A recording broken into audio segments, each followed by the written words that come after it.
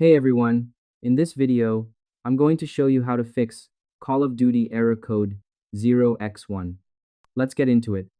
First, execute the latest client integrity verification. Open your game launcher, battle.net or Steam, and navigate to the Manage or Options menu next to the Play button.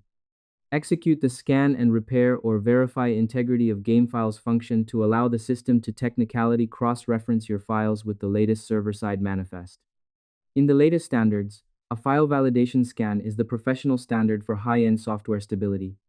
It technicality ensures your studio environment forces the engine to replace any amateur quality corrupted bits with the official, pristine latest build files. Next, initialize the technical studio cache purge.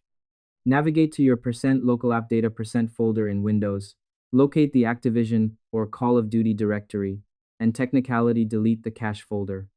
This forces the game to technicality rebuild its temporary operational files upon the next launch, clearing out any high-end configuration errors from the previous session. This step technicality compares your local studio temporary files against the latest engine requirements, automatically resolving conflicts that trigger the 0x1 failure. Next, execute high-end GPU driver refresh. Download the latest high-end driver from your GPU manufacturer's website and select the Custom Clean Install option.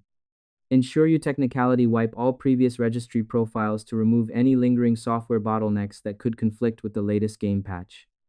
It technicality removes outdated display hooks from your high-end system, ensuring your studio build functions with professional fluidity during latest matches. And that's it. I hope this helped you out, and I see you in the next one.